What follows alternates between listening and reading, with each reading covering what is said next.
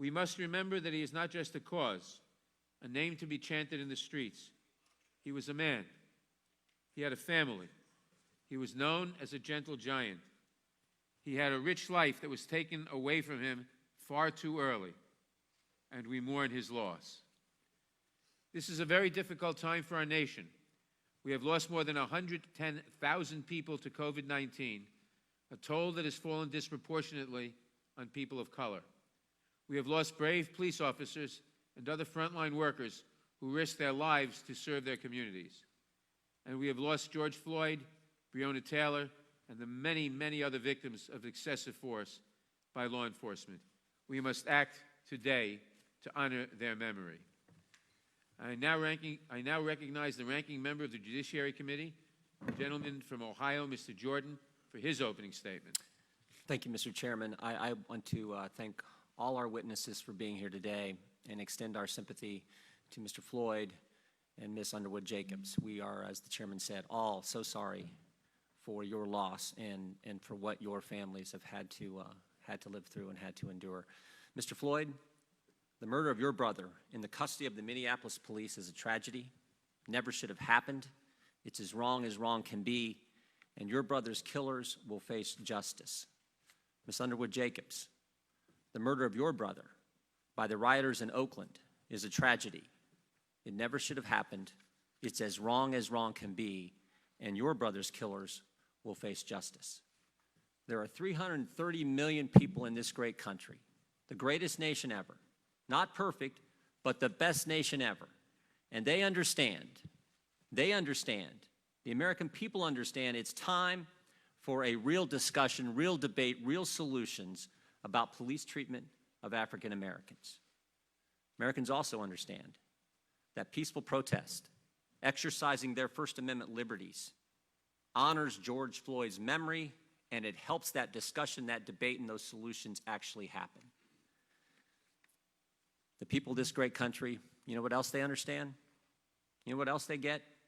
They understand that there is a big difference between peaceful protest and rioting. There is a big difference between peaceful protest and looting. There is a big difference between peaceful protest and violence and attacking innocent people. And there is certainly a big difference between peaceful protest and killing police officers. You know what else they get? You know what else the American people fully understand? They know, as the chairman said, the vast majority of law enforcement officers are responsible, hardworking, heroic first responders. They're the officers who protect the Capitol, who protect us every single day. They're the officers who rushed into the Twin Towers on 9/11. They're the officers in every one of our neighborhoods, in every one of our communities, every day, every night, every shift they work, who put their lives on the line to keep our communities safe. And guess what Americans also get? Guess what else they understand? They know it is pure insanity to defund the police. And the fact that my Democrat colleagues won't speak out against this crazy policy is just that frightening. Think about what we've heard in the last few weeks. We've heard the mayors of our two largest cities, Mayor Garcetti said he wants to defund the police. The mayor of New York says he wants to defund the police. The city council in Minneapolis, a veto-proof majority, says they want to defund the police and abolish the department. This Congress started off with the Democrats, folks on the left saying we should abolish ICE, then moved to we should abolish the entire Department of Homeland Security, and now they're talking about abolishing the police. This is wrong, and the American people know it's wrong. We should honor the memory of George Floyd and work hard so that nothing like it ever happens again. And we should honor the memory of Dave Patrick Underwood and work hard so that nothing like that ever happens again. A week and a half ago, our mission was clearly stated. 11 days ago in Florida, the President of the United States clearly stated what our mission should be. President Trump said this: "I stand before you as a friend and ally to every American seeking justice and peace, and I stand before you in firm opposition to anyone exploiting tragedy to loot, rob, attack, and menace. Healing, not hatred, justice, not chaos, are the mission at hand." Well said, Mr. President. Healing, not hatred, Justice, not chaos. That is our mission. The president is right, and I appreciate his leadership. This is the House Judiciary Committee, with its storied history of defending the Constitution and the rule of law. Let's adopt that mission. Healing, not hatred. Justice, not chaos. Let's work together to make America the great place, to continue to make America the greatest nation ever. With that, I yield back, Mr. Chairman. Thank you, Mr. Jordan. I now recognize the chair of the Subcommittee on Crime, Terrorism, and Homeland Security, the gentlelady from California, Ms. Bass, for her opening statement. Thank you, Mr. Chair. And I want to thank you for your years of leadership on this issue. I know you've been involved for many years supporting police reform. And I want to thank you for convening this hearing today. What we saw in Minnesota, the slow, torturous murder of George Floyd by a uniformed officer, was an outrage and a tragedy. What we have seen since then, millions of Americans marching in the street to demand justice and call for reforms, it has been an inspiration. And minus a few days of violence, it has been peaceful, and it has been in the American tradition. And what we have here today is a hearing in the U.S. Congress to examine policing practices in America and paths to reform. And so we have an opportunity. What we have seen since then is an opportunity to rethink the nature of policing, an opportunity for meaningful accountability in policing, and it is an opportunity to show the nation and the world that we are listening and that we will act. Too often this debate is framed in terms of citizens versus the police, us versus them, but this is really about the kind of America we all want to see. We all want to be safe in our communities. We all want the police to come to our rescue when we're in trouble. We all want to support the brave men and women who put their lives on the line for us every day. And when we interact with police, we all want to be treated with respect, not suspicion. Nobody should be subjected to harassment or excessive force just because of the color of their skin, and no one should suffer the indignities of racial profiling or be on the end of a deadly chokehold. We should all want for ourselves and for our children and for our neighbors the same. On Monday, I introduced, along with Chairman Nadler and more than 200 members of Congress, H.R. 7120, the Justice and Policing Act. This bold, transformative legislation would help reimagine the culture of policing while holding accountable those officers who failed to uphold the ethic of serving and protecting their communities. I know later, when we do a markup, we will entertain an amendment to change the name of the legislation in honor of George Floyd. If this had been a law last year, George Floyd would be alive because chokeholds would be banned. Breonna Taylor would be alive because no-knock warrants for drugs would be banned.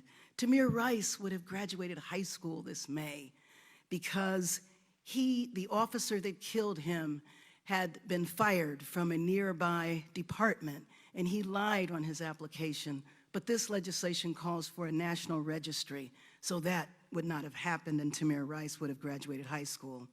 I understand that change is difficult, but I am certain that police officers are professionals who risk their lives every day, and they're just as interested in building a strong relationship with the communities that they serve based on mutual trust and respect as those who rely on their protection are.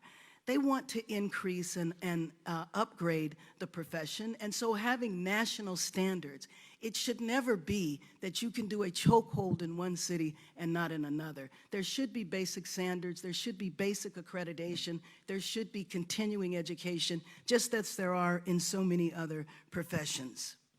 When I was at the service yesterday, and when I was there, I looked up at the picture of George Floyd, and I saw the year that he was born. He was born in 1973. And that was an important year in my life because that was the year in Los Angeles that I joined an organization called the Coalition Against Police Abuse. That was 47 years ago. Our police chief at the time, we were suffering from a number of victims who had died because of chokeholds. Our police chief held a press conference where he told Los Angeles that the reason why black people died of chokeholds was because our neck veins were different. They didn't open up as rapidly as normal people. That's where we were 47 years ago. The question remains for us, though. It was 29 years ago that we saw the Rodney King beating. And as an activist at the time, I was sad at the tragedy. It was horrific to see him beat like that. But most of the activists said, finally, finally, we know we'll have justice. There's no way these police officers are going to get off, because the whole world saw what happened. In the civil rights movement, what led to the great change in the end of legal segregation, aside from the tens of thousands of people that protested, it was the fact that there were cameras there.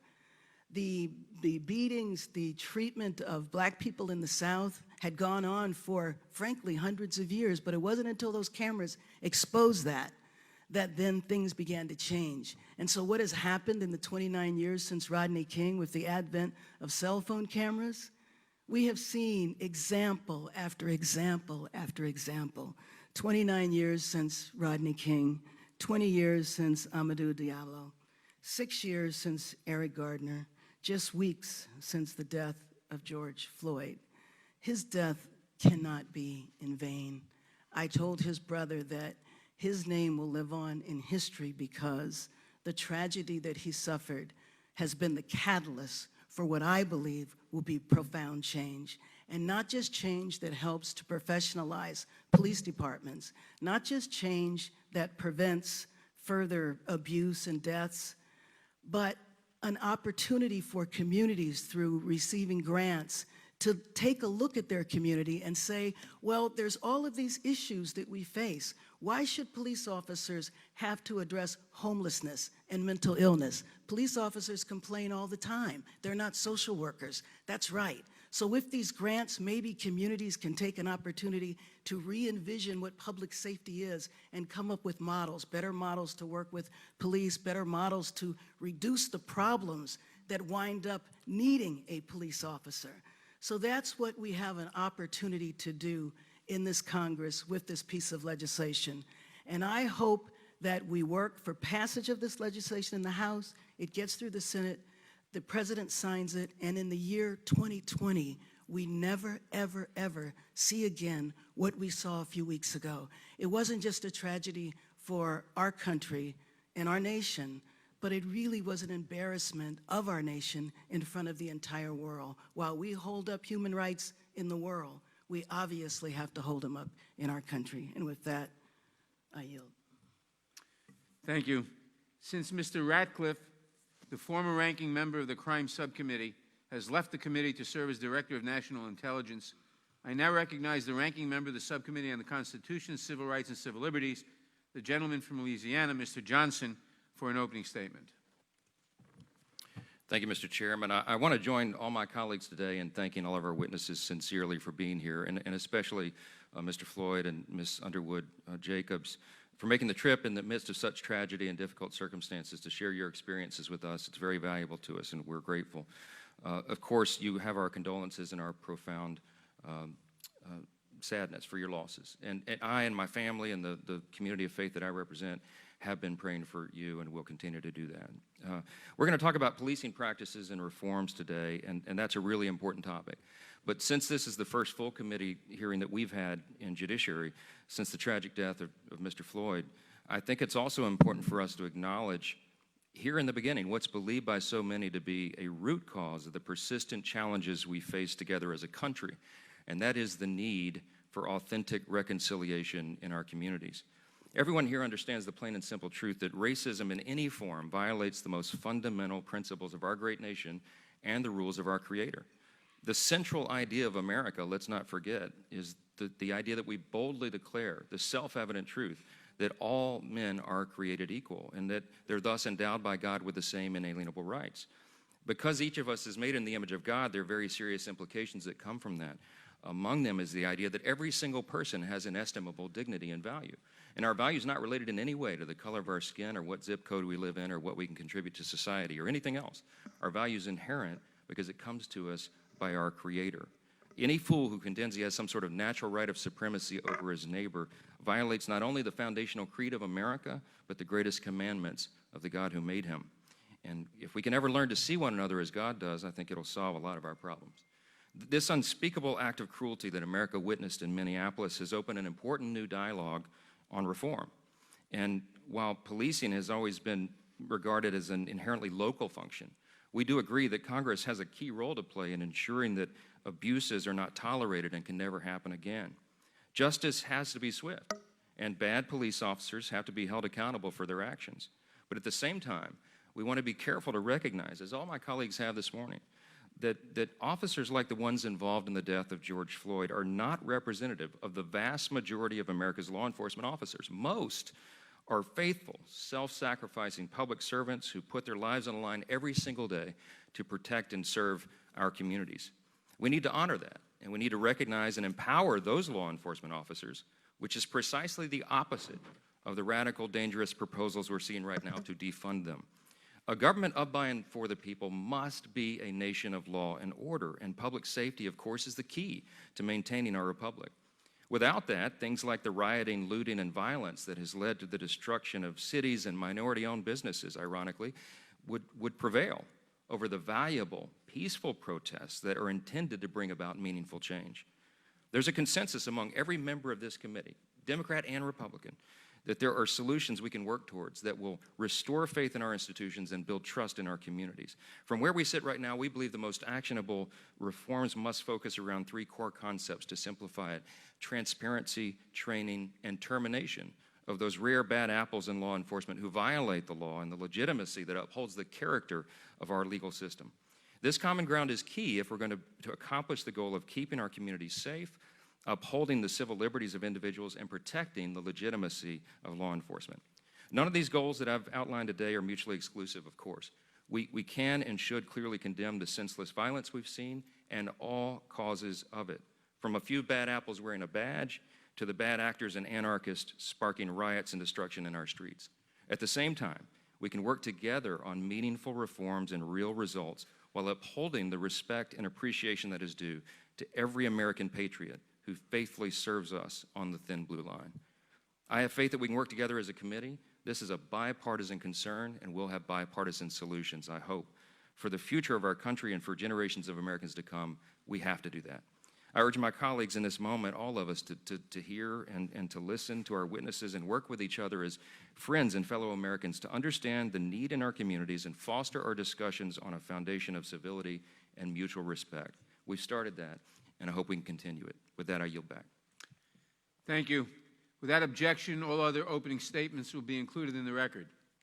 We have an unusually large panel today, but given the broad range of issues that we will be discussing, we have invited a broad range of witnesses. As is customary, the minority was given the opportunity to invite witnesses as well, and they have selected Mr. Bongino, Pastor Scott, and Ms. Underwood Jacobs. We welcome everyone and thank them for their participation. Now, if the witnesses would please rise, I will begin by swearing you in.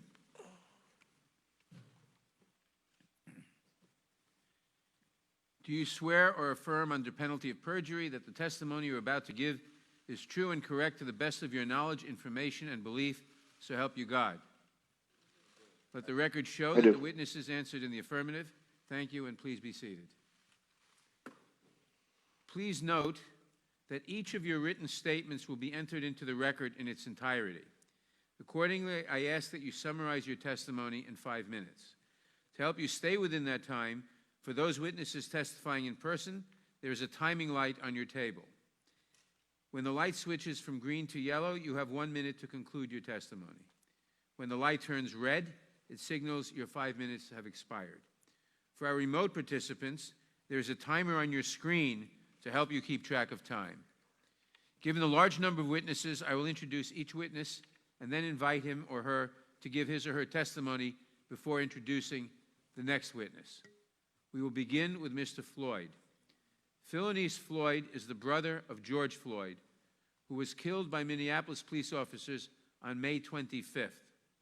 Mr. Floyd has spoken eloquently about his brother's life, and we appreciate his being with us today, having flown to Washington to testify before us today directly from his brother's funeral in Houston yesterday.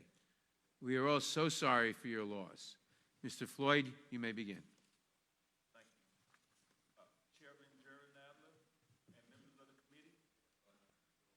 committee. Chairman Gerald Nadler and members of the committee, thank you for the invitation here today to talk about my big brother, George. The world knows him as George, but I called him Perry. Yesterday, we laid him to rest. It was the hardest thing I ever had to do. I'm the big brother now, so it's my job to comfort my brothers and my sisters, Perry's kids, and everyone who loved him. And that's a lot of people.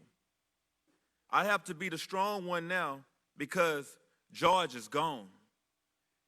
And me being the big brother now is why I'm here today, to do what Perry always would have done, to take care of the family and others.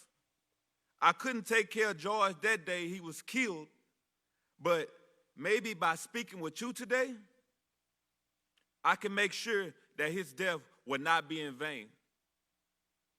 To make sure that he is more than another face on a t-shirt, more than another name on a list that won't stop growing. George always made sacrifices for our family, and he made sacrifices for complete strangers. He gave the little that he had to help others. He was our gentle giant. I was reminded of that when I watched the video of his murder. He called all the officers sir. He was mild-mannered. He didn't fight back. He listened to all the officers. The man who took his life, who suffocated him for 8 minutes and 46 seconds, he still called them sir as he begged for his life. I can't tell you the kind of pain you feel when you watch something like that. When you watch your big brother, who you looked up to your whole entire life, die begging for his mom, I'm tired. I'm tired of pain. Pain you feel when you watch something like that. When you watch your big brother, who you looked up to for your whole life, die begging for his mom, I'm here to ask you to make it stop. Stop the pain. Stop us from being tired. George called for help, and he was ignored. Please listen to the call I'm making to you now, to the calls of our family and the calls ringing out the streets across the world. People of all backgrounds, genders, and races have come together to demand change. Honor them, honor George, and make the necessary changes that make law enforcement the solution and not the problem. Hold them accountable when they do something wrong. Teach them what it means to treat people with empathy and respect.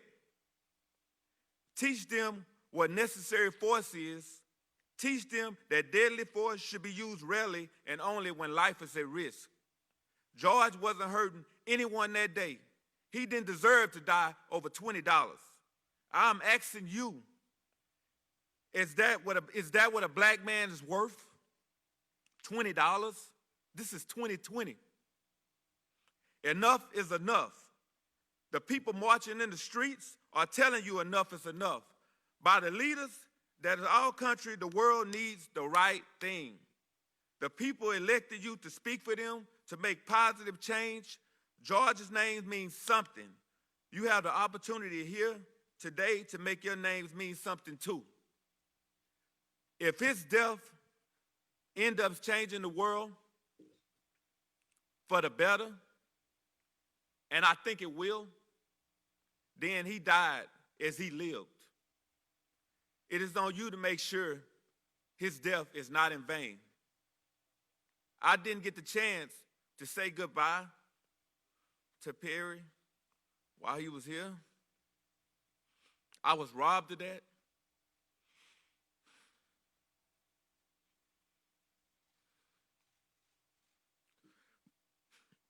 But I know he's looking down at us now.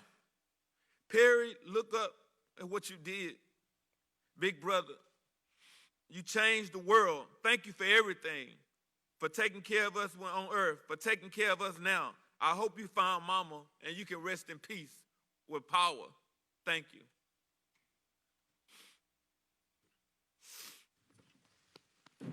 Thank you, Mr. Floyd. Vanita Gupta is the president and CEO of the Leadership Conference on Civil and Human Rights. Ms. Gupta previously served as acting Assistant Attorney General at the Department of Justice and led the department's Civil Rights Division. She received her JD from New York University School of Law and her BA from Yale University. Ms. Gupta, you may begin.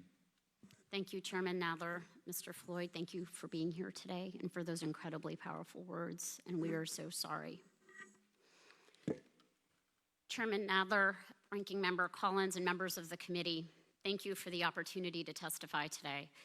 And thank you, Chairman Nadler, for calling this hearing on policing practices and the need for transformative policies that promote accountability, begin to reimagine public safety, and respect the dignity of all people. While the recent murder of George Floyd at the hands of 4 Minneapolis police officers put the issue of police brutality in the national spotlight, the outpouring of pain and anger is anything but a reaction to one isolated incident or the misconduct of a few bad apples. Instead, the outcry is a response to the long cycle of stolen lives and violence with impunity toward Black people in our nation. We are now at a turning point. There is no returning to normal. We have to create a new way forward, one that does more than tinker at the edges, that promotes data and training. We need something that truly transforms policing and leads to more accountability for communities. It is imperative that we get this right, and that Congress's response in this moment appropriately reflects and acknowledges the important work of Black Lives Matter, the movement for Black Lives, and so many people that are bringing us to this tipping point. My tenure as head of the Justice Department Civil Rights Division began 2 months after 18-year-old Michael Brown was killed by a police officer in Ferguson. The Justice Department was hardly perfect, but we understood our mandate to promote accountability and constitutional policing in order to build community trust. During the Obama administration, we opened 25 pattern of practice investigations to help realize greater structural and community-centered change, often at the request of police chiefs and mayors who needed federal leadership. After making findings, we negotiated consent decrees with extensive engagement and input from community advocates who not only identified unjust and unlawful policing practices, but also helped develop sustainable mechanisms for accountability and systemic change. That is not the Justice Department that we have today. Under both Attorneys General Jeff Sessions and Bill Barr, the department has abdicated its responsibility and abandoned the use of tools like pattern and practice investigations and consent decrees. Instead, it is focused on dismantling police accountability efforts and halting any new investigations. The disruption of crucial work in the Civil Rights Division and throughout the Department of Justice to bring forth accountability and transparency in policing is deeply concerning. In the absence of federal leadership, the Leadership Conference Education Fund launched the New Era of Public Safety Initiative, a comprehensive guide and toolkit outlining proposals to build trust between communities and police departments, restore confidence, and imagine a new paradigm of public safety. While much of these changes must happen at the state and local level, success is going to require the leadership, support, and commitment of the federal government, including Congress. Last week, the Leadership Conference and more than 400 civil rights organizations sent a letter to Congress to move us forward on a path of true accountability. The recommendations included the following. 1, create a national necessary standard on the use of force. 2, prohibit racial profiling, including robust data collection. 3, ban the use of chokeholds and other restraint maneuvers. 4, end the militarization of policing. 5, prohibit the use of no-knock warrants, especially in drug cases. 6, strengthen federal accountability systems and increase the Justice Department's authority to prosecute officers that engage in misconduct.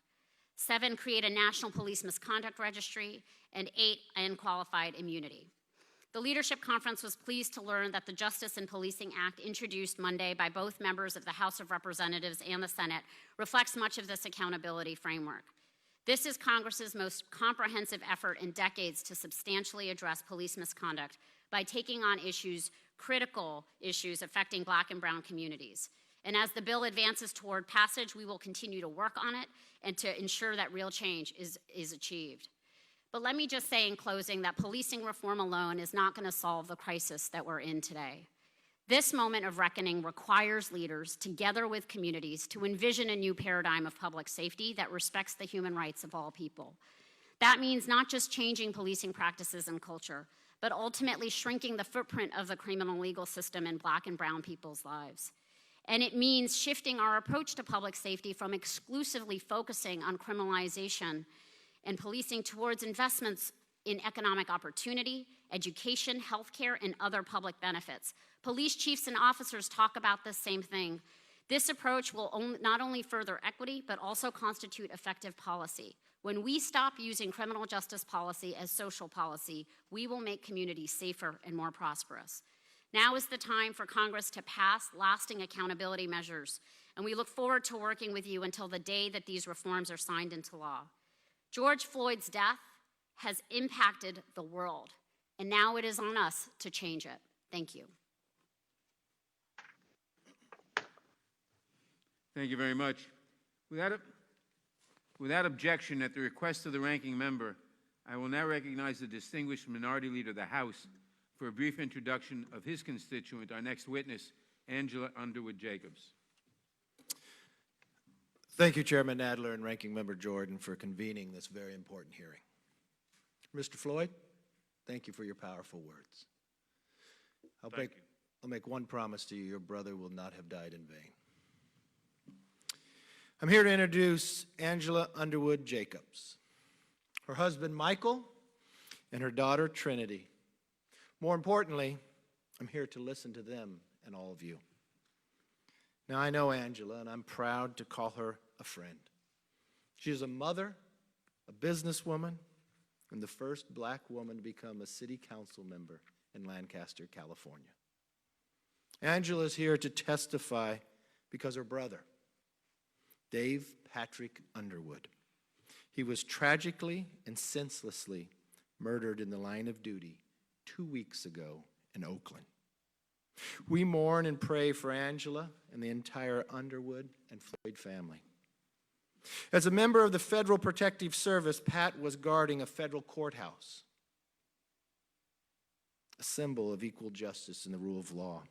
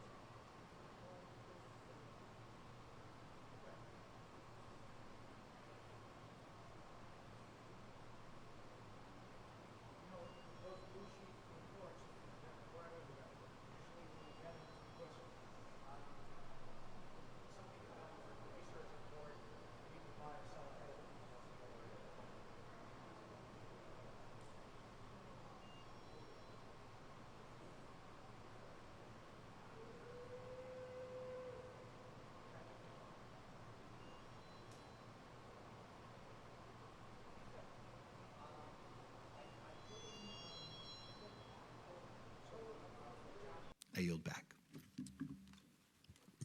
Thank you, Mr. McCarthy. Ms. Underwood Jacobs, you may begin.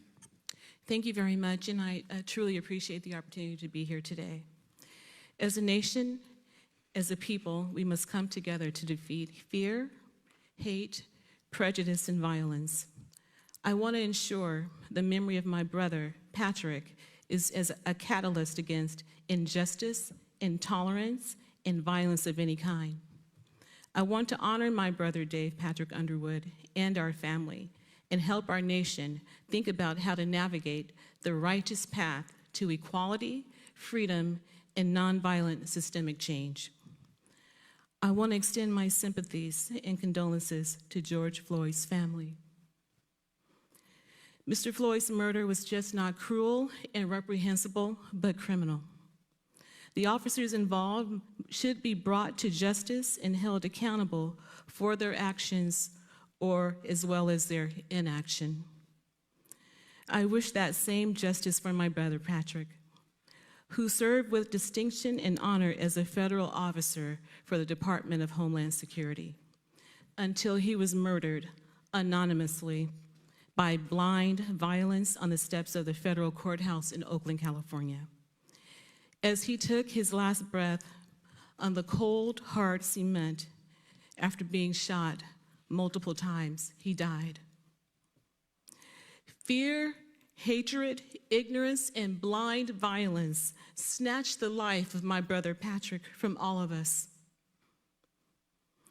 Dr. Martin Luther King Jr. preached, "Always avoid violence. If you succumb to the temptation of using violence in your struggle, unborn generations will be recipients of a long and desolate night of bitterness.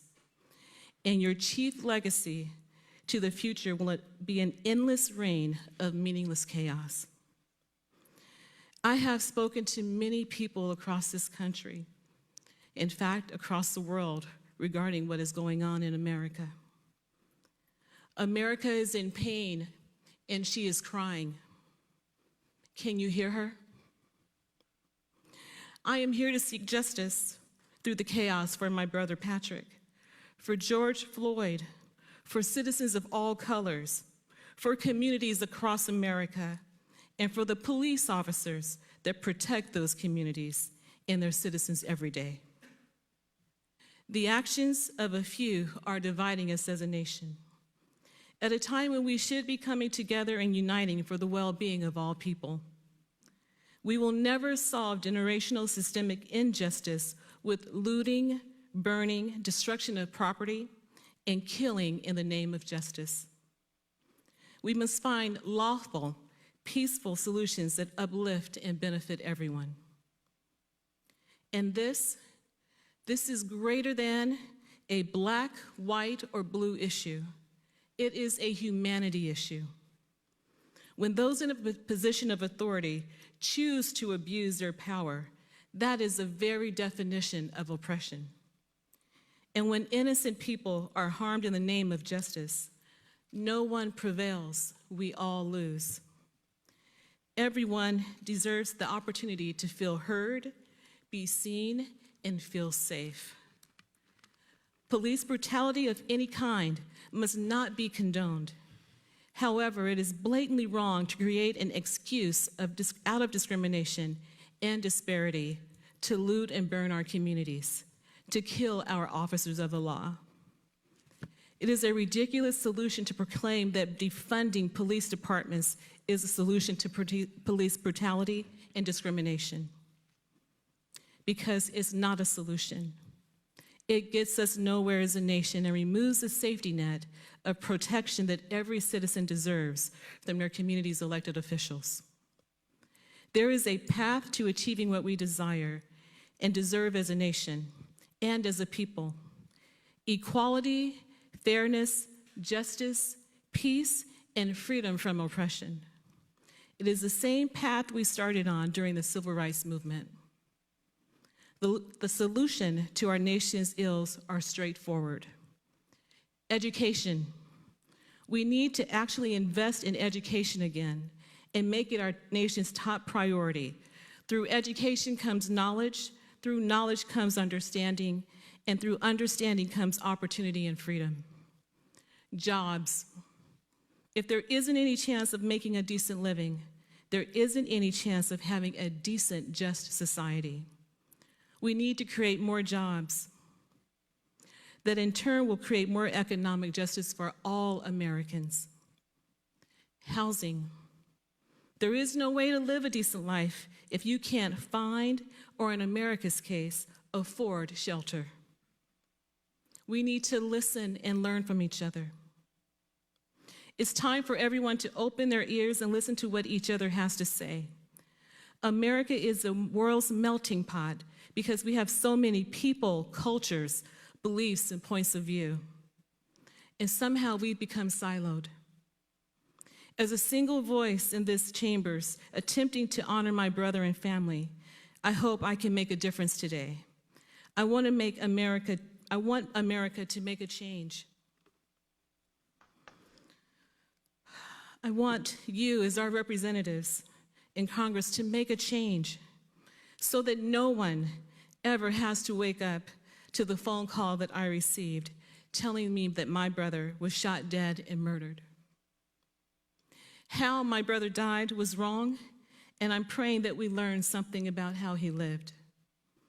Patrick was the type of man that when our mother fell to the ground as she was dying, he picked her lifeless body up as her spirit was leaving to place her upon her bed because that's where she wanted to die. My question is, who will pick up Patrick and carry his legacy? I believe this is a responsibility for all of us. Please do not let my brother Patrick's name go in vain. Patrick was a good man who only wanted to help others and keep his community safe. He had an infectious laugh and a corny sense of humor. He would go out of his way to help family, friends, and strangers. He did not deserve to die in such a horrendously inhumane way. No one does. Now, my family is in a state of hollow disarray. We all feel the anxiety of wondering what tomorrow may bring or may not bring, which has struck fear in our hearts. Nevertheless, I wholeheartedly urge us all Americans, not to give in to hate and anger, but to resolve conflict with kindness and love, to lead with a sense of purpose and renewed energy to create positive change, as I have outlined here through education, jobs, housing, and listening. Pat didn't tell anyone how to live, but he lived. And what an amazing life it was. I will never forget the way my brother smiled and the way that he loved his family with every piece of his heart. My wish is for us to live and live without fear and discrimination. Do not simply tolerate your neighbor, but strive to understand one another. And we will be a better, more just society for all. Thank you. Thank you. Our next witness is Art Acevedo, who serves as the chief of the Houston Police Department and also serves as president of the Major Cities Chiefs Association. Chief Acevedo received his BS in Public Administration from the University of La Verne. Chief Acevedo, you may begin. Thank you, Chairman. Ms. Underwood, Mr. Floyd, all of us at our condolences know that we're lifting you in our prayers. Chairman Nadler, Ranking Member Jordan, and members of the committee, thank you for the opportunity to participate virtually in today's hearing. It's good to be with all of you, and especially my Congresswoman Sheila Jackson Lee and Congresswoman Garcia. I want to thank Congresswoman Sheila Jackson Lee and Congresswoman Bass for their leadership. As the Major City Chiefs Association reviews the Justice and Policing Act, please know that we support the intent and look forward to working with the committee. I appear before you today as the Chief of Police in Houston, Texas, and it is also my privilege to testify on behalf of the Major City Chiefs Association as their president. No matter the circumstance, every time a life is taken, a loved one is taken. George Floyd was a child of God and raised in Houston. His death was deeply disturbing and a shock to the conscience. Over the past few days, I've had the opportunity to meet with the Floyd family, and I will continue to lift them in prayer. Mr. Floyd, thank you to you and your family for allowing us to join you on your brother's journey home. There is no denying that changes in policing must be made. Out of crisis comes opportunity, and this is an opportunity for all of us to have some tough conversations, to listen, to learn, and to enact meaningful reform that is long overdue. As a profession, we must learn from what is being shared with us. That includes being honest about our history. We must acknowledge that law enforcement's past contains institutional racism, injustices, and brutality. We must acknowledge that policing has had a disparate treatment and impact on disenfranchised communities, especially communities of color and poor communities. Several topics have risen to the forefront, and all reforms must be vetted and ensure that they are sustainable, effective, and have no unintended consequences. Several topics have, law enforcement plays an important role. No two calls for service are the same, and in Houston, we respond to an average of 1.2 million calls for service annually. Those calls disproportionately originate from communities of color. If we are going to talk about better policing, we also need to talk about the root causes behind the need for those calls for service. Some think defunding the police is the answer. I'm here to tell you on behalf of our mayor and other mayors across the country and police chiefs across this country and the diverse communities that we serve, this is simply not the answer. Defunding the police without addressing the social economic reality faced by poor communities and the disenfranchised and how they are riddled with missteps which would increase the need for police services. History has shown that underfunding the police can have disastrous consequences and hurt those most in need of our services. Appropriate police funding is critical to ensure agencies have resources to invest in technology like body-worn cameras, recruit qualified police officers who are service-minded, and train in implicit bias, train in cultural competency, train in de-escalation, and other critical training. The overwhelming majority of cops are good people. This cannot be lost. They are faithful public servants who put their uniform on every day, willing to make the ultimate sacrifice. We can't let, again, the actions of bad cops let us lose sight of the fact that most cops are good. We must all judge each other through the prism and content of our individual hearts and actions, and not through the prism of color and the uniform that we wear. While there is no national use of force standard and previous efforts at establishing one were met with disagreement, several components are ubiquitous throughout the U.S. Prioritization of the sanctity of life, duty to intervene, and the use of de-escalation tactics and techniques is a must.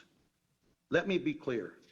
The actions of the 4 officers involved in the death of Mr. Floyd are inconsistent, unjustified, and repulsive. They are contrary to the protocols of the policing profession, and they sabotage the law enforcement community's tireless efforts to build trust. Moving our profession forward begins with a sustained commitment to accountability. From the start of academy training, recruits must understand that they have an absolute duty to put public safety, service, and security first. In the Houston Police Department, we instill in our men and women the certainty that policy violations regarding truthfulness will lead to termination, or as we put it, if you lie, you die. It is important to note that every chief's administrative authorities are different across the nation, and that not everyone has the legal authority to take immediate action like Chief Arredondo did. I am encouraged what there have been eras in America's history when police have found it difficult to speak up. We are speaking up today. But let that be clear, for many years, officers have consistently been holding one another accountable, and complaints about police misconduct overwhelmingly originate from within agencies, not from members of the community. Communities have an absolute responsibility as well. We ask citizens to report police misconduct without fail. This will afford us the opportunity to investigate, track, and report those complaints. We must also address the issue of officers who have been terminated with cause only to get rehired by another department. Many of us refer to these individuals as gypsy cops. Many gypsy cops have exhibited troubling behavior, and that in turn undermines efforts to build trust with the public and efforts in terms of internal department accountability. Transparency breeds trust, and trust breeds respect. Mutual trust and respect between law enforcement and the public is crucial to good policing. The civil unrest occurring throughout our nation and throughout this entire country is a sobering reminder of how quickly we will lose public trust and the consequences of that fact. Ensuring the department looks more like the communities we serve helps build trust and confidence. Unique perspectives and insights help a department lead and serve the communities of color. I'm happy to report that the Major City Chiefs Association has several departments now that are minority majority, like the city of Houston and the Houston Police Department, and are reflective of the communities that we serve. On behalf of the major city chiefs, I want America to know that we hear you. We will continue to do everything in our power to facilitate your right to peacefully protest. The MCCA will not shy away from this challenge and will continue to be a leader and voice in the national discourse and race relations, policing, and reform. To the Floyd family and to the activists across the nation, our commitment is to be your voice, to join you, and to make sure that Mr. Floyd's death was not in vain.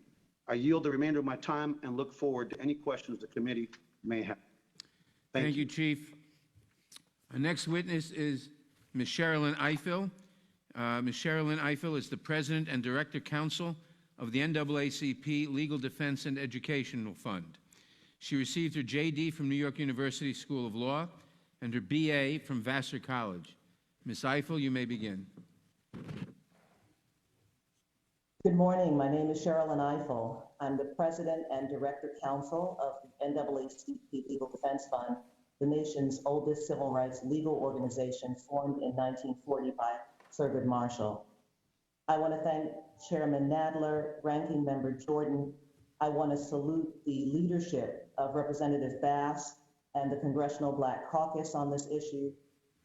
And I want to extend, on behalf of the Legal Defense Fund, my deepest condolences to the Floyd family and thank them for their courage and their voice at this important moment.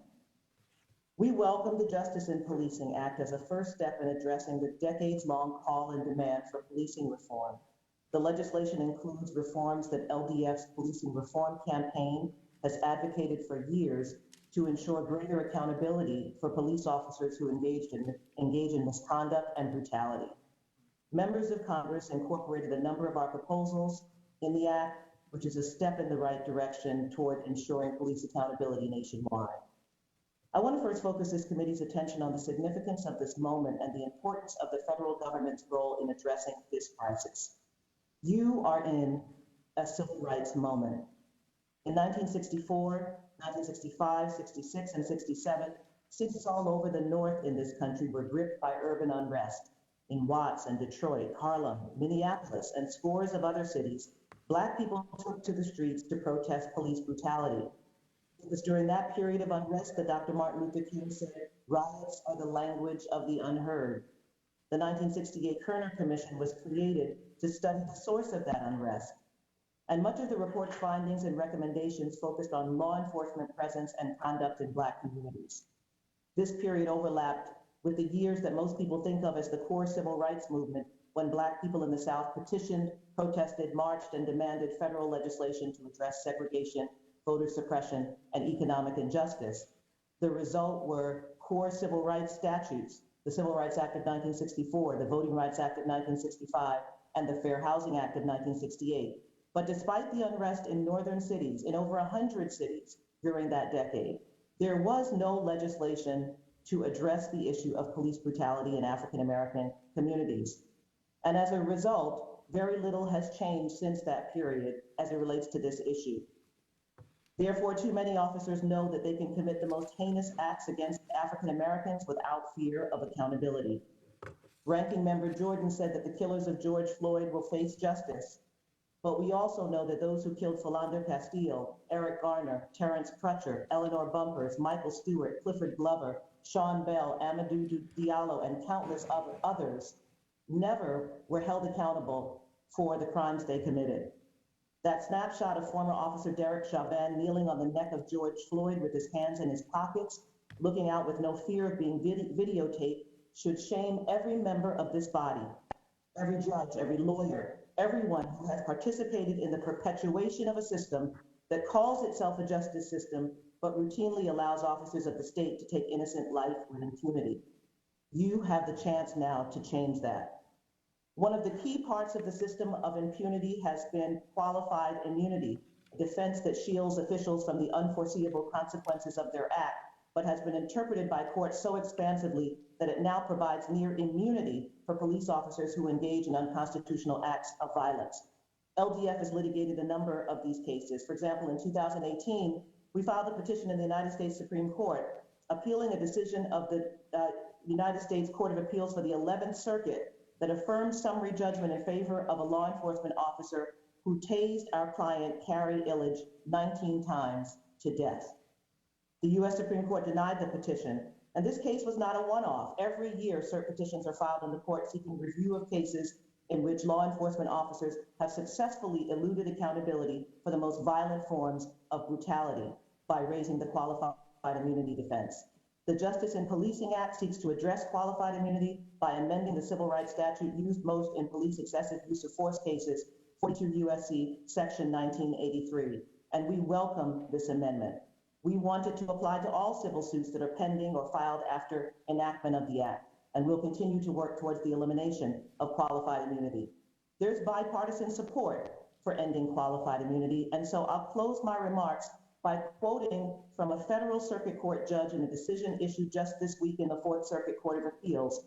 It was written by a judge appointed first to the bench by George W. Bush, and he said in Jones versus City of Martinsburg, Judge Henry Floyd said, Wayne Jones was killed just 1 year before the Ferguson, Missouri shooting of Michael Brown would once again draw national scrutiny to police shootings of Black people in the United States.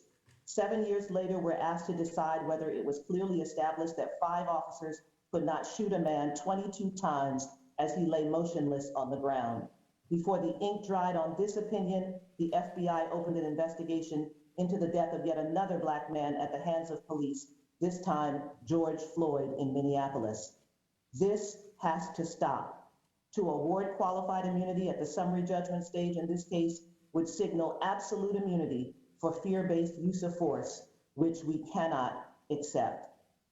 This decision represents a minority of cases, and so we need Congress to act.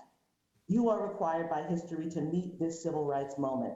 It is a moment in which we have a chance to transform our approach to public safety, to recognize that most community conflicts do not require the intervention of an armed officer, and to speak our values through federal and state budgets that prioritize our commitment to anti-discrimination, to public health, and to true public safety for all. Thank you.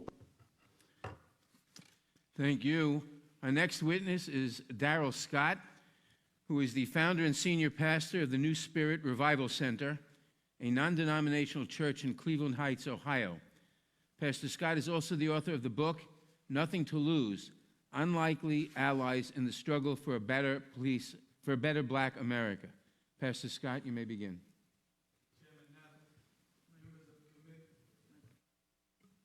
Chairman Nadler, members of committee, Ranking Member Jordan, thank you for inviting me to participate in these very serious hearings today. I want to begin by stating that the prospect of defunding and or dismantling police forces across the country is one of the most unwise, irresponsible proposals by American politicians in our nation's history and makes absolutely no sense at all, at least to me. I believe it is nothing short of the politicizing of current social events in an effort to garner votes during this election season. I also believe that it's a reactionary measure that can and will result in short and long-term damage to American society, particularly in our inner city and urban communities. Now, I recognize the fact that the elimination of excessive force and physical retaliation by officers of the law against American citizens is paramount today. I recognize the fact that racial profiling and the harsh treatment of minorities is a very real reality that must be eliminated immediately.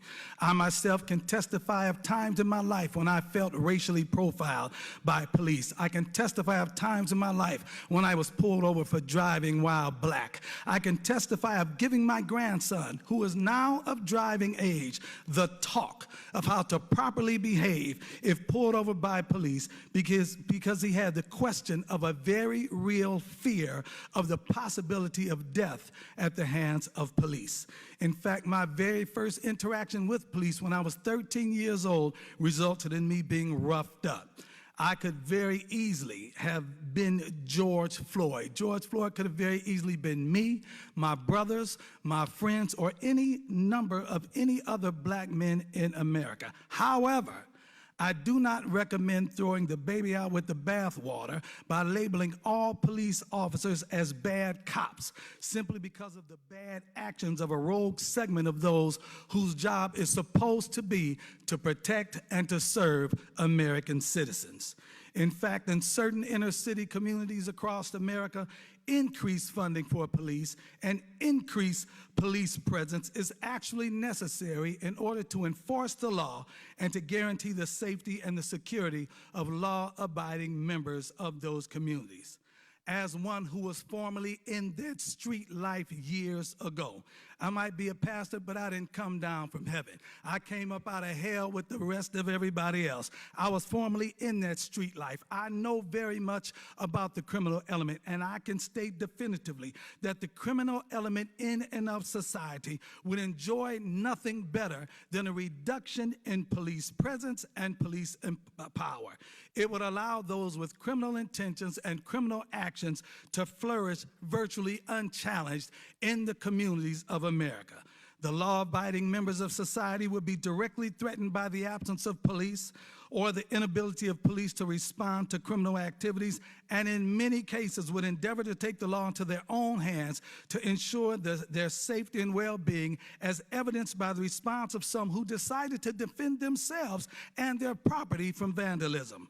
An absence of police presence could potentially give rise to acts of domestic terrorism, mob rule, gang rule, neighborhood intimidation, oppression, and vigilantism.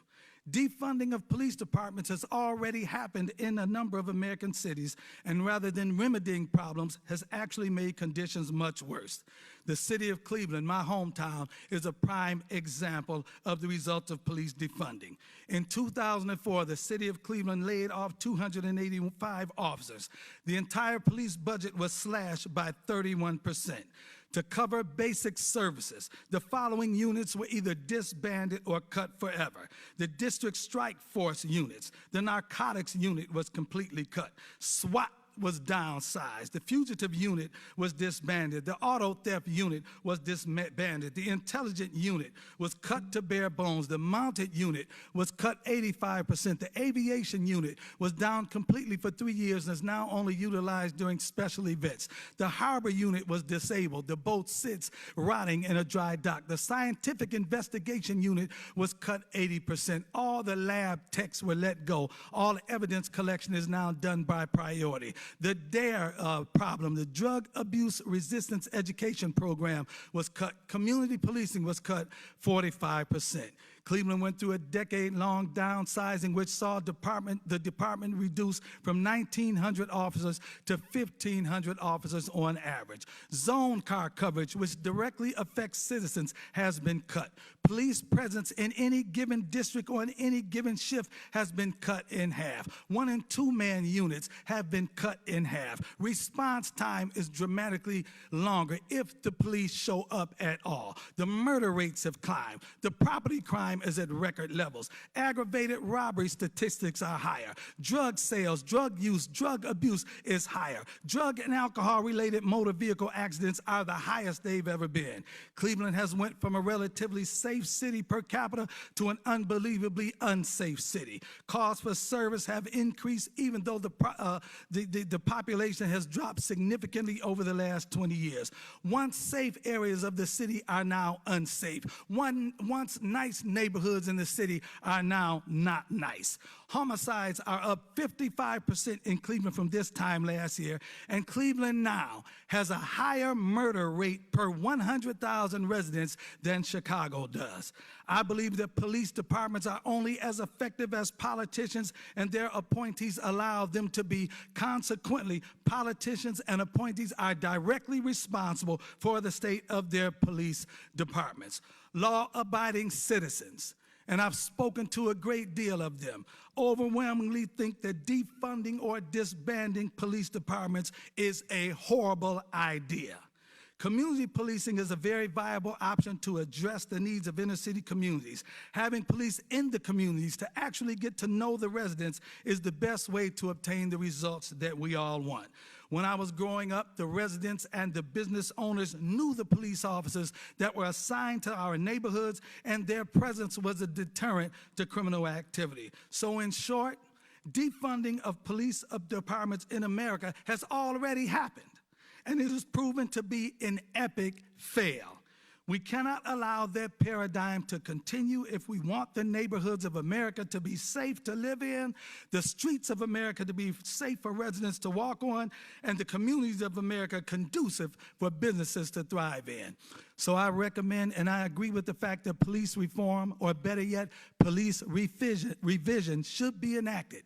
But it has to be one that is sensitive to the stress, tension, pressure, and paranoia that policing produces. The fact that on any given day, any given call, any given stop can result in an officer's death can be very challenging mentally, while also being sensitive to the citizens of America who are supposed to be protected by the police and not be enemies of the police, whether in the suburbs or in the inner cities, whether we're black, white, red, yellow, or brown. I really believe that most police officers, most cops began their careers, most bad cops began their careers as good cops, but they allowed the rigors of their job to affect their perspectives and their social interaction with those they are supposed to protect, and they began perceiving those that they are supposed to protect as those they themselves need to be protected from. I'm in agreement. I endorse police reform, but it has to be sensitive to both sides of that issue.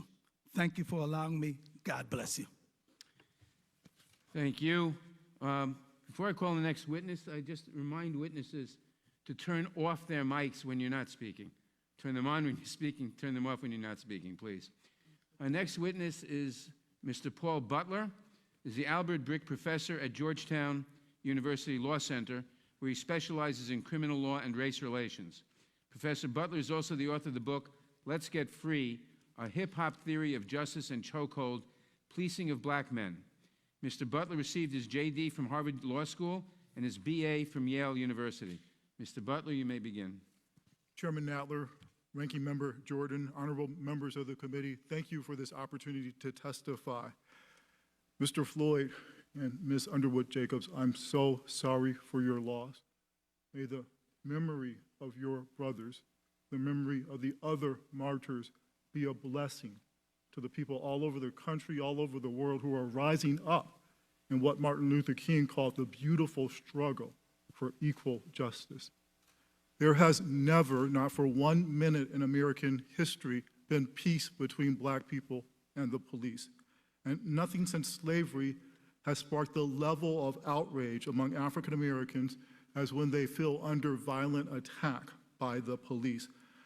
Black people have endured Jim Crow segregation, being shut out of Social Security and the GI Bill, massive resistance to school desegregation, nonstop efforts to prevent us from voting, and poison water.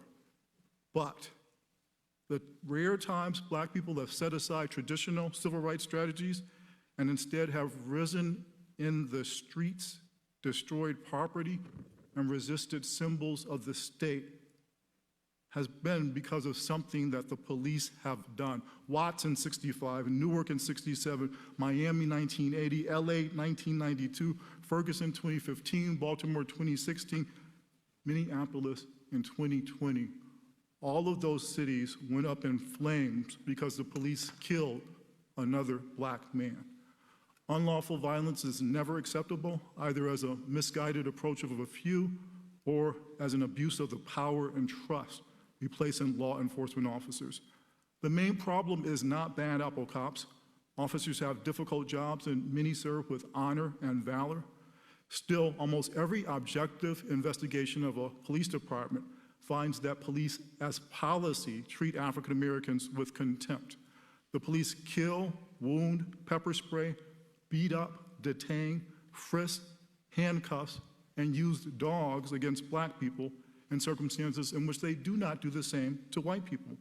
When armed agents of the state are harming American citizens in our name, we the people must ask why.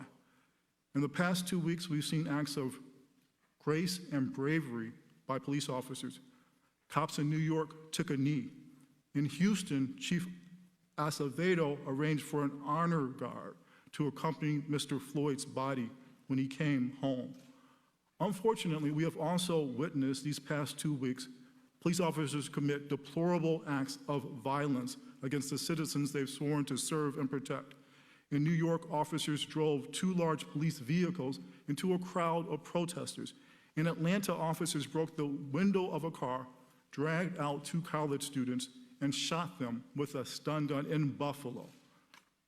A police officer knocked a 75-year-old man to the ground, but what happened next was just as bad. When 2 officers were disciplined for that criminal conduct, 57 other officers quit the sky in protest. President Obama's task force on policing decried the warrior mentality present among too many law enforcement officers. In Buffalo, the nation saw warriors on steroids. African American and Hispanic people disproportionately bear the cost. Blacks are about 20% of the population of Minneapolis, but 60% of the people who cops use violence against.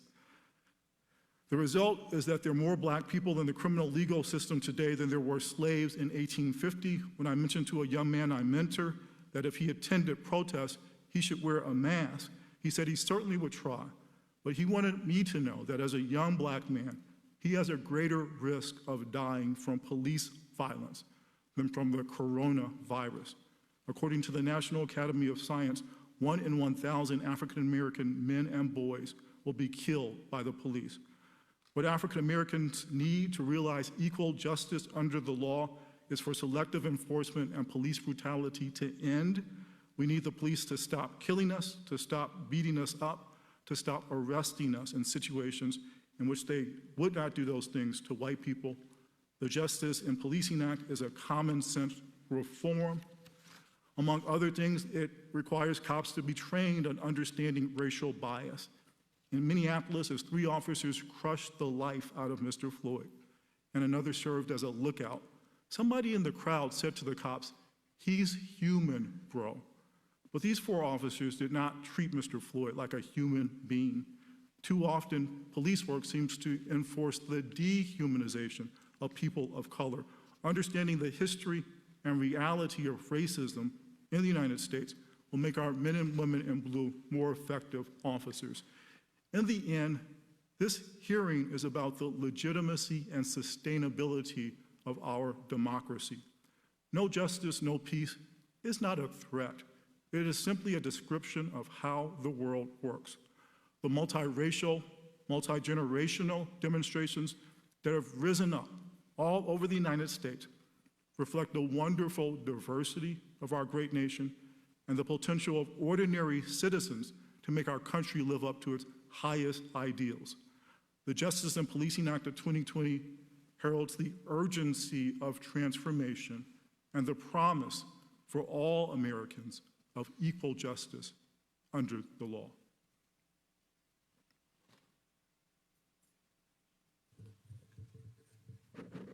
Thank you, Mr. Butler.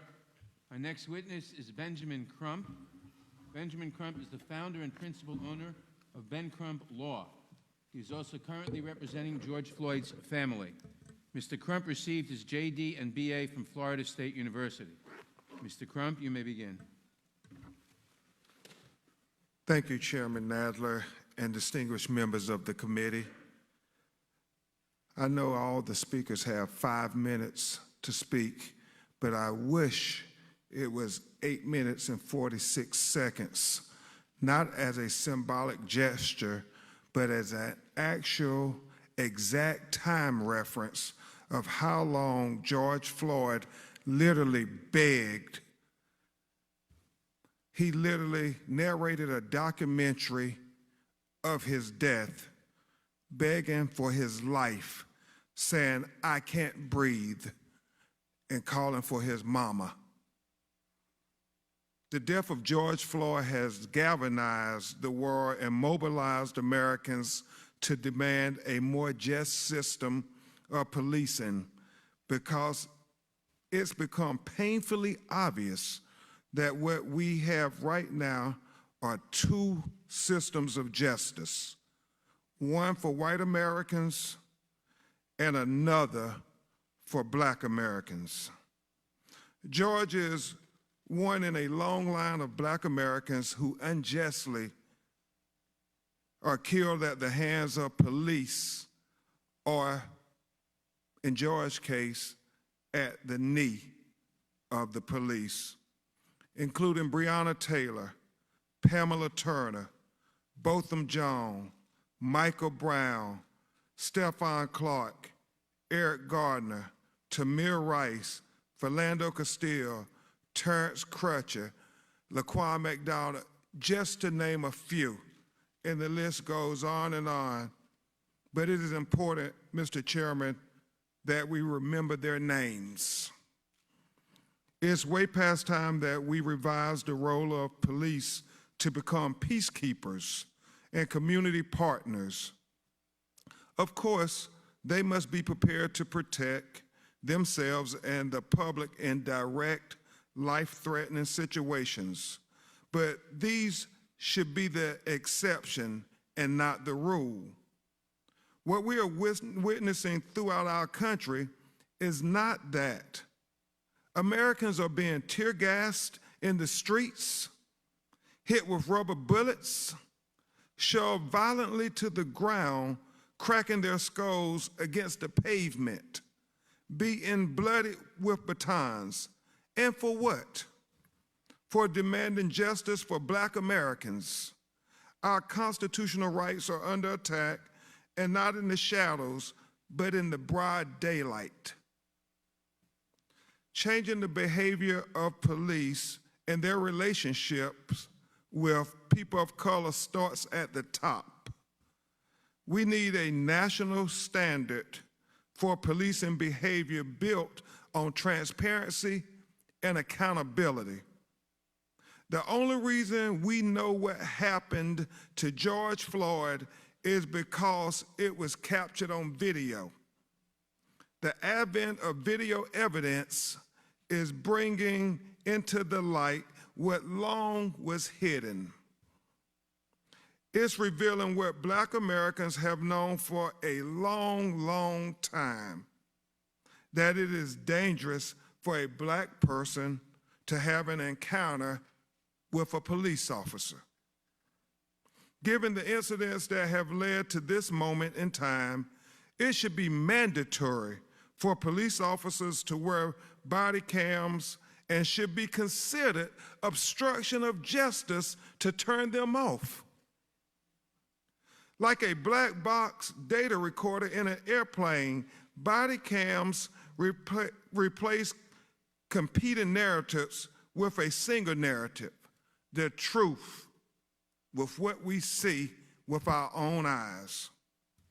Second, insist that police officers only use the level of force needed based on the level of threat actually posed by the circumstances.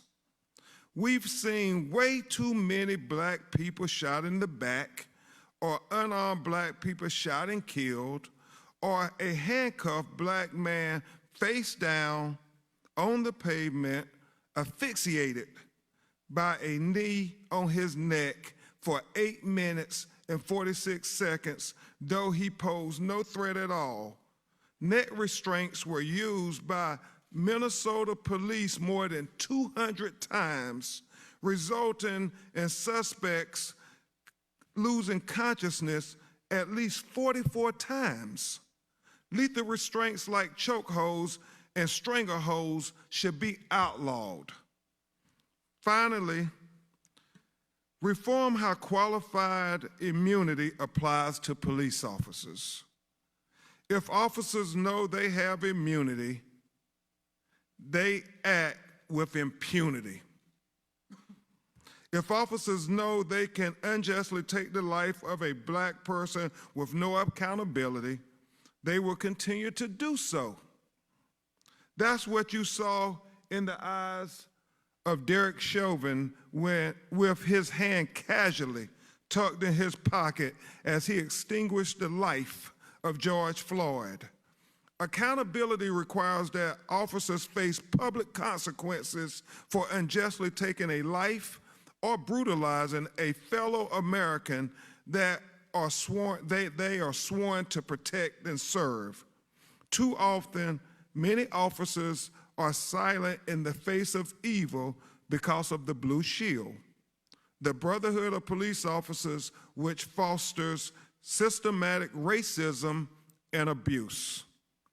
But there's a higher brotherhood that God calls us to honor, the brotherhood of mankind, black and white. That's what we're witnessing in the diversity of the protesters filling our streets, even today.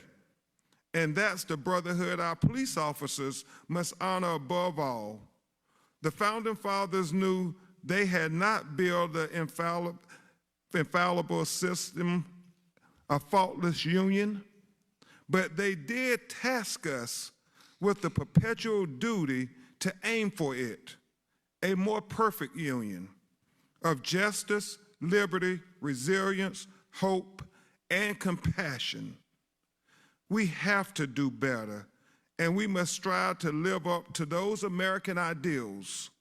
We are better than this.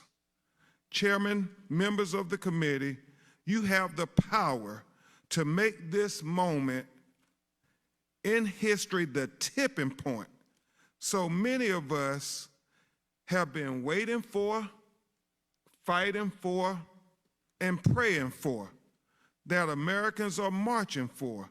You have the power to make sure that George Floyd's death is not in vain. I've been asking for us to take a breath. Number one, the breath that George Floyd was denied.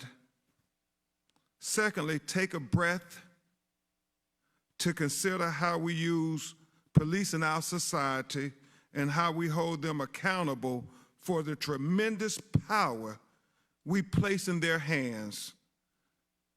Thirdly, to take a breath to consider how we create a more perfect union that extends equal protection and equal justice to people of color. And finally, to take a breath for George Floyd, because his life mattered and Black lives matter. I thank you, Chairman. Thank you, Mr. Crump. Ron Davis is the Legislative Affairs Chair of the National Organization of Black Law Enforcement Executives, or NOBLE. From 2013 to 2017, Mr. Davis directed the Office of Community-Oriented Policing Services at the U.S. Department of Justice. In 2014, he was appointed Executive Director of the President's Task Force on 21st Century Policing. Mr. Davis received his BA from Southern Illinois University and completed the Senior Executives in State and Local Government program at Harvard University Kennedy School of Government. Mr. Davis, you may begin. Thank you, Mr. Chairman, and good morning, Mr. Chairman and Ranking Member Collins. I want to thank you for hosting this hearing, and I come to you today on behalf of Noble and on behalf of our President, Police Chief C.J. Davis, the Executive Board. We want to again thank you for allowing us to testify today. As you mentioned before, serving as the Director of the Cops Office, I also served close to 30 years as a police officer, 20 years in Oakland, and about 9 years as the police chief in the city of East Palo Alto. I do want to say Noble joins the nation in condemning the heinous killing of Mr. Floyd, and we offer our heartfelt condolences and prayers to the Floyd family. And I want to thank Mr. Floyd this morning for his powerful testimony and strong recommendations. Yet, Mr. Chairman, we know that the day George Floyd is just one in a long list of tragedies. We also know that the vast majority, as the Reverend had mentioned, of police officers in this country are decent, honorable, committed men and women to service. But we know that the core problem of policing are not just about a few bad apples.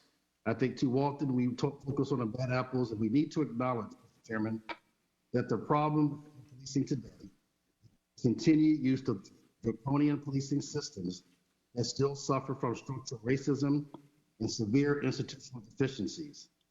Under these systems, even good cops have bad outcomes, and bad cops and racist cops can operate with impunity. Most of the systems that we are talking about were determined why we police, how we police, where we police, were constructed in the 40s, 50s, and 60s, and they were actually constructed to enforce Jim Crow and other discriminatory practices. In other words, this committee should acknowledge, the nation needs to acknowledge that our policing systems are in fact not broken. They are doing what they were actually designed to do. To understand this hard truth is to recognize that this system cannot be reformed, it must be reconstructed. It also means that the demand for policing reform should not require an indictment against all police. In fact, it is our hope that our brothers and sisters who wear the badge will not only embrace this moment, but will join this movement and become a part of the change that is needed. We've seen police chiefs and officers walk with crowds and take a knee, and that is great. We now need them to take a stance and stand with the community as we reconstruct this unjust system. The first step in reconstructing a new system is to strengthen police accountability and trust with our communities. This, in fact, was the core charge that President Obama gave the task force on 21st century policing.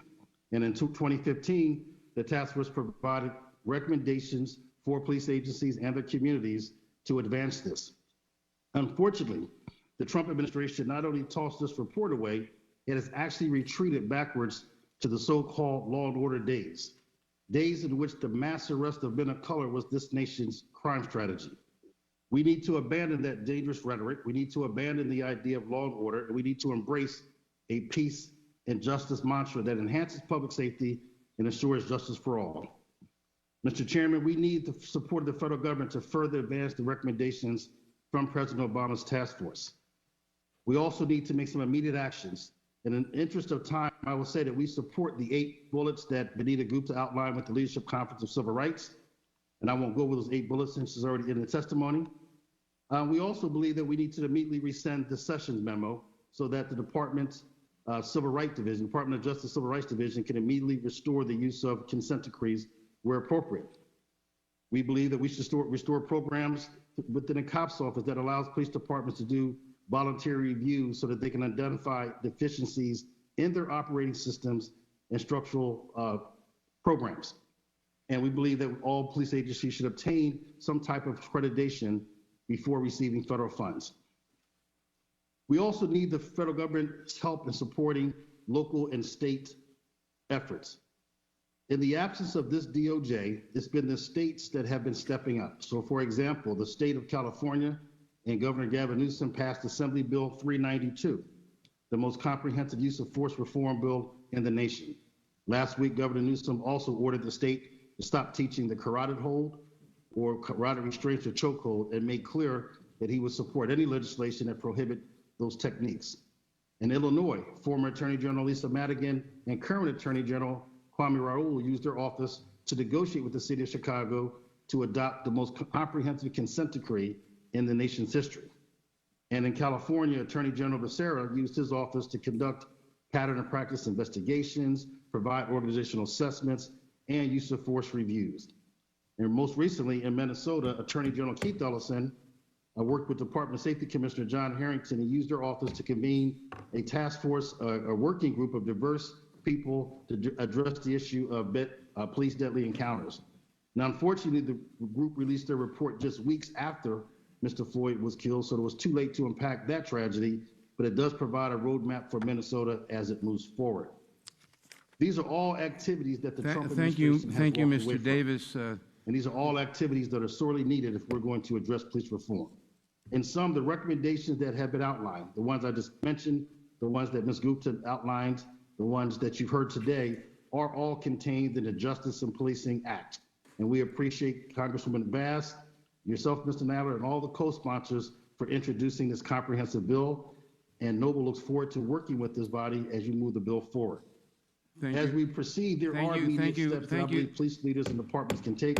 And I want to basically quickly go over 5 points that I would ask my colleagues, police chiefs and police leaders to follow. And that these are the steps that we can do to start the racial reconciliation that was mentioned earlier that we have yet to do, and to start the reimagining policing process. The first step is to publicly acknowledge the historical and current, too often we just say historical, but the historical and current police abuses that occur and its impacts on communities of color. The more police chiefs acknowledge this, do so publicly, the more we can start our reconciliation. Second, the acceptance of responsibility to change our policing system and its culture. 3, I think it is time for all police officers to reaffirm their oath of office to the Constitution and to the core principles of our democracy. And I say that because we need to be reminded that the oath is to the Constitution, not to each other, not to the police department, not to the police union, but to the Constitution and our democracy. 4, collaborate with community to redefine and reimagine policing, including the development of reinvestment strategy that rely less on police and more community-based safety programs. As we debate funding about the departments, I think we can have some core agreement that we definitely we need to invest in the social programs, the community-based programs that go more to the core problems of crime and justice systems. Mr. And the Davis, more we your invest time has into those expired. services- Mr. Davis, thank you for your testimony. Your time has expired. Our next witness is Daniel Bongino. Daniel Bongino has served with both the New York Police Department and the United States Secret Service. He's also a best-selling author and host of the Dan Bongino Show podcast. Mr. Bongino has an MBA from Penn State University and both an MA and BA from the City University of New York. Mr. Bongino, you may begin. Mr. Chairman, Ranking Member Jordan, I deeply appreciate the opportunity to speak on this critical issue. Ms. Underwood Brooks, Mr. Floyd, deeply sorry for your loss. I can only hope you take some solace in the justice that we all pray is to come. I mean that. That was a tough video to watch for all of us. Police Officer Dan O'Sullivan, he was a friend of mine. We went through the police academy together. Sadly, we lost touch when we graduated, so we were both assigned to separate precincts, different areas of the city of New York. Dan and I were briefly reunited in 1998, but it was no joyous occasion. I was reunited with Dan in a hospital in Queens, where he was hospitalized with devastating injuries after pulling over off duty to assist a driver in a critical emergency situation. He was hurt badly. Dan was the very essence of a public servant. Dan always put himself last while putting his commitment to the safety and security of the public he pledged to serve always first. That was the Dan I knew. During my employment with both the NYPD and the United States Secret Service, I had the honor and profound privilege of working with agents and police officers who had committed themselves to a higher cause. Just like Dan, I met so many of these committed public servants that sadly I can't even recall all their names anymore. These are good men and women. Yes, as with any profession, there are officers, no question, who aren't suited for the job. Some will cause trouble, sometimes worse. We've seen that. But in my experience, this is rare and becoming rare. The special agents I work with and remain friends with to this day in the Secret Service joined members of the NYPD and New York City Fire Department on that tragic day of September 11, 2001. You know what they did? They sprinted into those burning buildings and personally escorted people out. As we all know, those buildings collapsed, taking many of those brave NYPD and FDNY souls with them. Those brave souls were running into the buildings. Everyone else was evacuating. These are the types of people I was honored and deeply privileged to work with. Public safety came first. Everything else came second. Sometimes even their own families. The defund the police movement will target these heroes. They are the police, these people. It's not some amorphous mass that will be affected. It's real heroes in real time, right now. Removing these heroes from your communities and my community will do nothing but ensure chaos and destruction. Police officers are the front lines, putting themselves between the evildoers among us and the honest, hardworking Americans, just yearning for some security and prosperity in a small slice of Americana. We can and should commit to police accountability, there's no question about that, but we can do it without shredding the thin wall between civilization and chaos. There are few jobs in the country as stressful as policing. I receive an email or a text a few times a year notifying me about the death or injury of a police officer I knew, worked with, or knew someone I worked with. Imagine if that was happening at your job. Think about that just for a minute. God forbid you found out a coworker of yours was killed or injured in the line of duty in the course of doing their job. You didn't just get the text, you got this text a couple times a year. That's policing. That's what they do. They risked their own lives for yours. I'll say in closing, I spoke at an event for police officers years ago, and a spouse of one of these heroes said this. She said, the most wonderful sound in the world for the spouse of a police officer is the sound of Velcro at night. Maybe saying, why Velcro? Because it's how a police officer's body armor is secured to their bodies. And when that body armor comes off and that sound echoes in their ears, the families of these heroes know that they're finally home safely. I ask you, please, with the greatest of respect and humility, please stop this defund the police abomination before someone gets hurt. Thank you for your time. Thank you, Mr. Bongino. Our next witness is Philip Goff. Philip Goff is the co-founder and president of the Center for Policing Equity. He also serves as the inaugural Franklin A. Thomas Professor in Policing Equity at John Jay College of Criminal Justice. Dr. Goff received his PhD and MA from Stanford University and the AB from Harvard University. Dr. Goff, you may begin. Thank you, Chairman Nadler, Ranking Member Jordan, members of the House Judiciary Committee.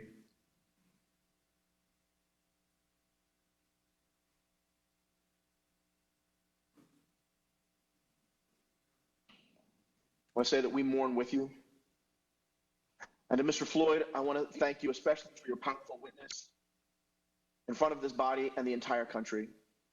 I offer my deepest condolences for the circumstances that made your presence here necessary. I want to say that your words have moved a nation that was already mourning with you. To everyone gathered, it is my honor to be back before the committee to provide testimony on policing practices and law enforcement accountability. My background and training are in behavioral science. I am the inaugural Franklin A. Thomas Professor in Policing Equity.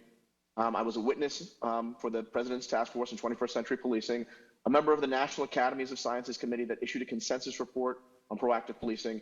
I was one of the 3 leads on the recently concluded Department of Justice-funded National Initiative for Building Community Trust and Justice. But I am likely best known for my work with the Center for Policing Equity, a leading research and action organization focused on equity and policing, and my testimony today is in that capacity.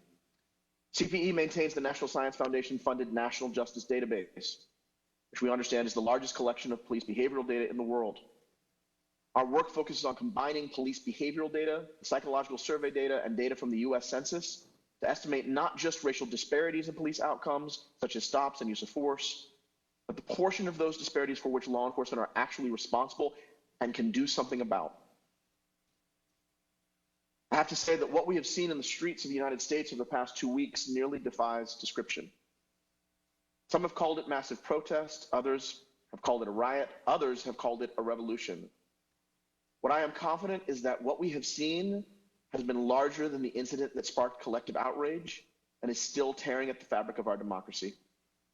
What has spilled out onto the streets of this nation is even larger than our grief at the brutal extinction of George Floyd's life and the life of the 1,000 citizens per year killed by police, a number that has not changed significantly since newspapers began cataloging those numbers in 2015. What we're seeing on the streets of the United States is a past due notice for the unpaid debts owed to Black people for 400 plus years. If the responses to this moment are not proportional to that debt, I fear we will continue to pay it with interest again and again and again. Turning to the complex issue of police reform, I applaud the work of Chairman Nadler and Congresswoman Bass for putting forth a comprehensive proposal to rethink how we best hold law enforcement accountable to the ideal of equality. The Justice and Policing Act of 2020 contains a number of critical reforms, including banning neck restraints and creating a national registry of police misconduct. In my capacity at CPE, however, I want to spend a moment focusing on what science says about bias in policing. I feel it's important to set a baseline, especially with all of the false information circulating in media, given the general vacuum in the ecosystem on evidence in this area. First, there is no doubt that Black, Native, and Latinx people in this country have more contact with law enforcement than do white people. There's also relative agreement that where there are fewer public services, so fewer drug treatment, mental health, job training programs, law enforcement has more contact with residents. There is evidence of racial bias in who was contacted by police and who was targeted for force. However, it is also the case that clearly not all the disparities we see are from police policy or behavior. It is some, but not all. Given this understanding of bias in policing, what are we to do? As we've already heard today, the most recent debate is between institutional reform and defunding the police. While there is no quantitative research literature on abolishing policing, there are reasons to believe that many within Black communities are not fully aligned with this vision. Historical and polling research reveal that Black communities support less biased and less deadly law enforcement more than eliminating it. With the mood of the nation changing so quickly, so too may these attitudes. And still, to the degree that a path forward involves using police budgets to invest in Black communities, the process must be led by evidence. Evidence about what programs work, both in policing and in communities, and evidence about where cities can safely receive a higher return on their investment in community empowerment. And regardless, there is no need to wait for a decision on police budgets to invest in our most vulnerable communities. Wherever the country lands on police budgets, we can all agree that communities that have the resources to solve their own problems and do not need to call the police in the first place are safer communities that are better equipped to realize the American dream. There is no reason to avoid this obvious truth, and there is no reason not to act on it now.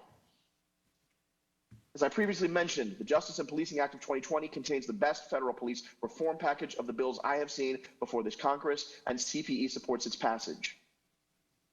Many of our partners in law enforcement, the chiefs, who are experts on public safety, support many of its provisions, especially the federal ban on neck restraints and the implementation of a national registry of police officers who have been fired for misconduct. These reforms are long overdue, and such common sense reforms should be enacted immediately. More specifically and briefly, I want to emphasize the need for a national registry of police officers who have been fired for misconduct is a reform that will increase transparency and the public's trust in law enforcement agencies. Doctors and lawyers, those tasked with protecting life and liberty, as officers have to do both on their jobs every day, those, along with many other professions, are required to be licensed, and their employment data are shared across state lines by appropriate entities in appropriate ways. Without such a registry for law enforcement, Dr. Goff. Your 5 minutes have expired. Our next witness is Mark Morial.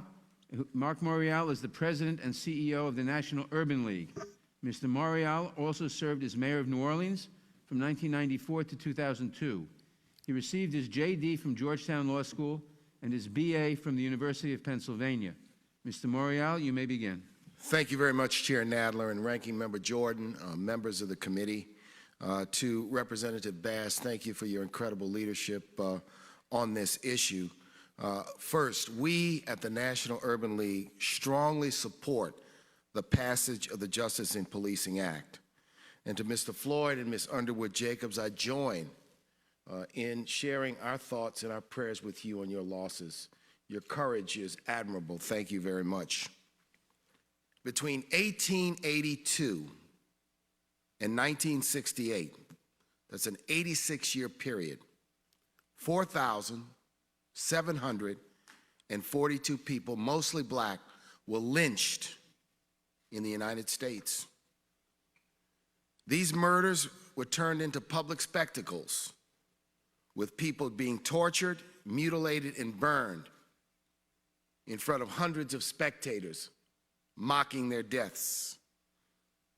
In 1922, the United States House of Representatives had the courage to pass a bill to make lynching a federal crime. However, white supremacists in the United States Senate filibustered that bill and blocked 200 attempts to pass that bill, a blockage which continues to this day in the United States Senate. Imagine if in 1922, the Congress of the United States had demonstrated the courage to make lynching a federal crime, how many of those 4,742 people would not have died? Today, we look at most recent history, and we see from 1954 to 1965, dozens of civil rights activists were murdered. including the 4 little girls at that Birmingham church in 1963.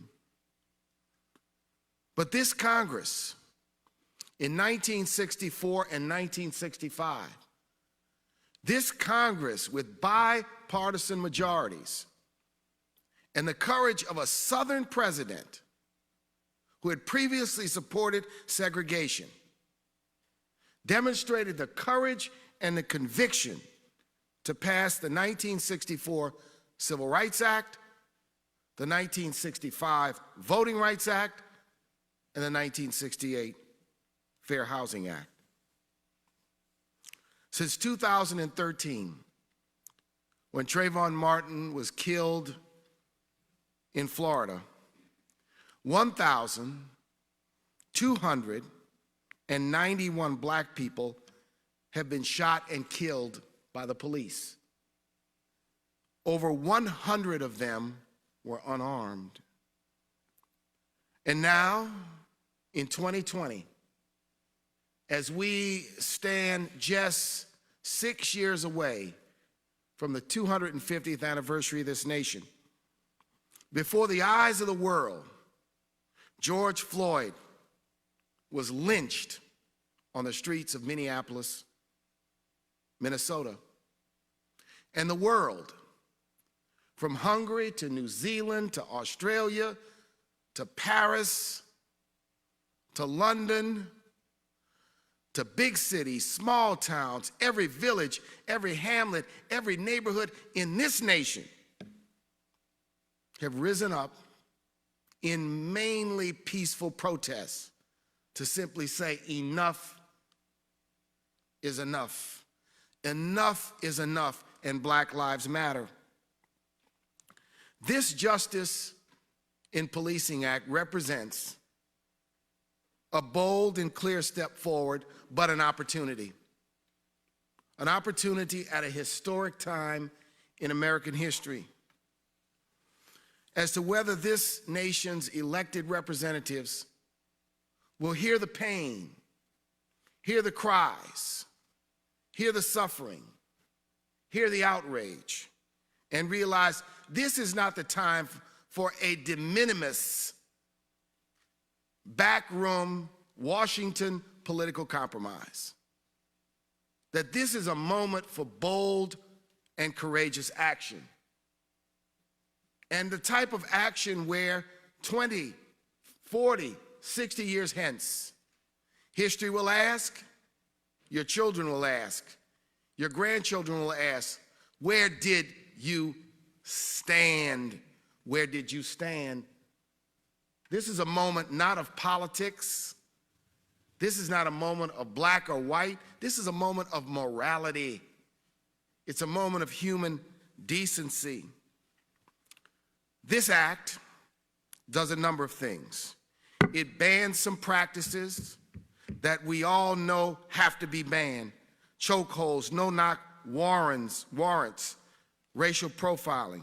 It created a multi-tiered accountability system, some through the system of the courts in both civil and criminal proceedings, and strengthens the hands of the Justice Department so that it can do its job. It also suggests Thank you, Mayor Morial. an accreditation program. So let me just say one last thing, Mr. Chairman, if you'll indulge me, and I'll go back to what I said earlier. I'm asking this Congress, this body, and the United States Senate to recognize the gravity of this moment and the importance of this time, and to stand with the people of this nation to say enough is enough, Black Lives Matter. Thank you, Mayor Morial. We've now heard from all the witnesses before the committee. The committee will now stand in recess for 45 minutes for lunch.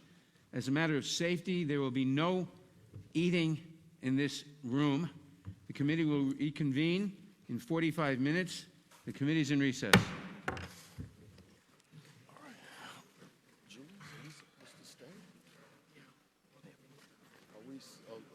When they come back, are we supposed to be for questions? Let's find out. Well, Benita, are we supposed to stay for the second? No, we're going to go eat somewhere. But I mean, are we supposed to be here when they reconvene? We are. Oh, we are. 45 minutes. We're They're supposed going to do the questions. We're all seated back in our Oh, seats. okay, all right, okay. I can't. You can't stay?